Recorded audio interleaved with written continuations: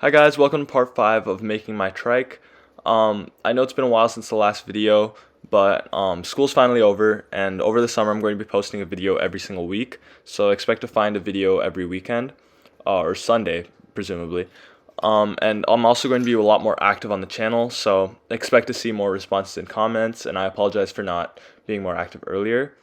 In this video I'm going to be welding up the frame, and then also showing you guys the wheel that I bought and attaching the wheel to the swing arm that I also bought. So right now I'm welding up the frame. I'm following a pattern called welding sequencing to reduce warping in any sort of fashion. And that you go outside and then top and bottom and then the inside, and you always do opposite corners.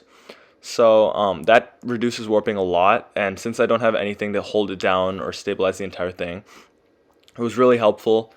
And I think I ended up working pretty well because the entire frame had very little warping and ended up staying pretty flat. But here's the montage, and I hope you enjoy.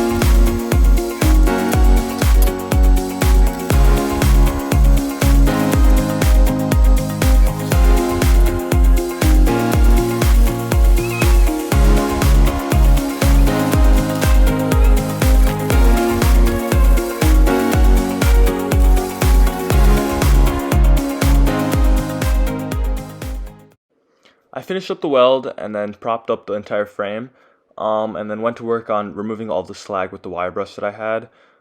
This wasn't too bad of a process, but it was kind of annoying just because so many of the areas were hard to reach and get into. But overall, I think I was able to clean it off pretty well, and propping it up really helped.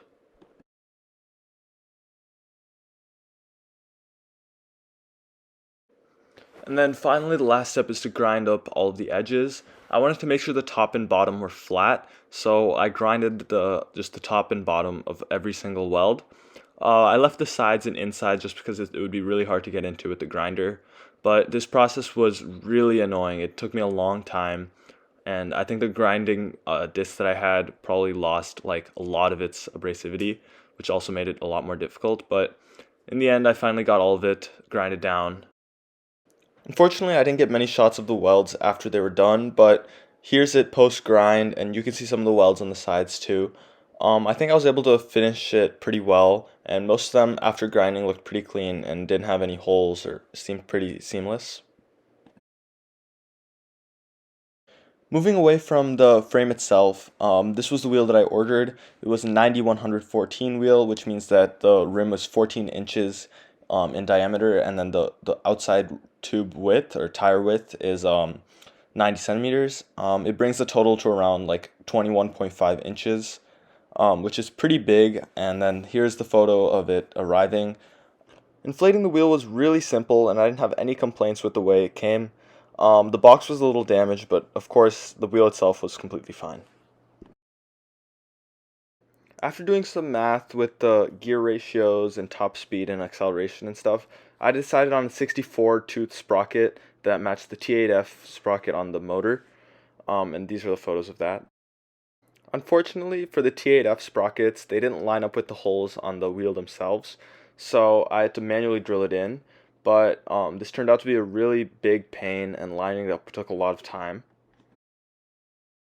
Like you can see in this photo, the holes that I drilled didn't always line up, and I had to adjust them afterwards. But as you know, drilling into metal is extremely annoying and time consuming, so this entire process took a lot longer than I wished it could. But in the end, I drilled the 3 holes, and 3 of them lined up. The fourth, I was too lazy to fix, but I thought 3 would be enough for the prototype. A hack I used to line up all of the holes was to wrap electrical tape around the axle in the spot where the sprocket would lie on top of. So the electrical tape filled out the hole in the center of the sprocket, and then I was able to make sure that the sprocket was aligned directly on the axle rather than skewed.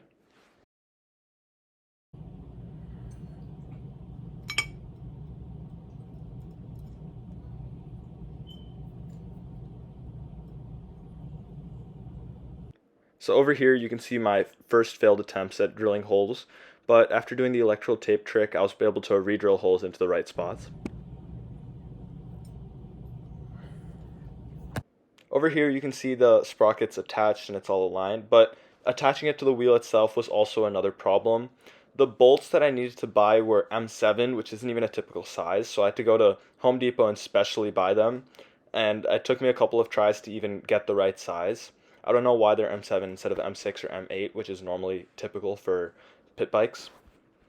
And then this was the swing arm that I ordered. It came with all of the axles and accessories that I wanted, but it was really expensive. It was like $100.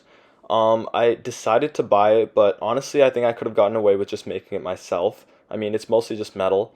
And then I could have just ordered the axles and spacers separately, and I think I could have gotten away with it cheaper. Of course, the main point of a swing arm is to allow the rear wheel to move up and down along an axle, so that the shock absorber actually works and the wheel's not stationary, so it'll cushion a lot of impacts. And then the final issue that I faced was that the spacers weren't enough for the wheel and the sprocket, so I had to come up with a solution. So the way I decided to fix this was to add a plate to the sprocket hole and make it so that the sprocket itself acted like a spacer and that the distance from the sprocket to the wheel itself was negligible. So I had to cut out an area for the axle to fit through, which is why I drew out this sign, but then I had to figure out how to use the angle grinder to cut out that section. So what I did was to cut those 2 tabs, and then I bent them, and then I used the angle grinder to cut them out. And then with the grinding wheel, I grinded out that area until it looked pretty circular, and the axle fit through it nicely. And then finally, all I had to do was just cut out that piece.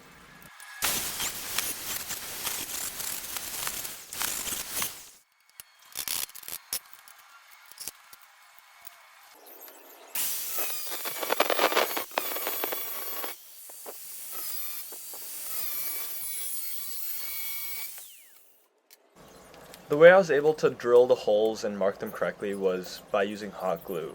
So what I did was align it correctly where I could drill the holes, screw the sprocket into place, and then apply hot glue along the sprocket, as you can see here. And then unscrew it, and then mark the holes, and just drill wherever I marked. The first hole that I drilled didn't line up, but the other 2 did, so I just thought it was fine, and it would definitely hold.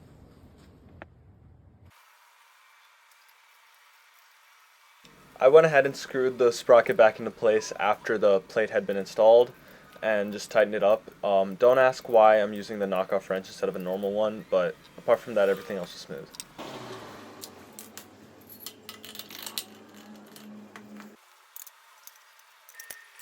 It took some fiddling to get the axle in, just get everything aligned and everything, but the plate actually worked really well, and I didn't need to buy another spacer or anything.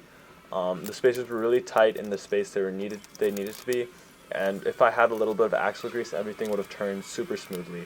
But as you can see in this test over here, everything was still working fine, and the ball bearings and axle were spinning completely fine. When I did a mock weight test by sitting on the swing arm, nothing changed at all. The tire didn't even deform, so I think it'll definitely be able to handle higher weights. And when you can see me spinning it on the ground here, it's spinning pretty smoothly.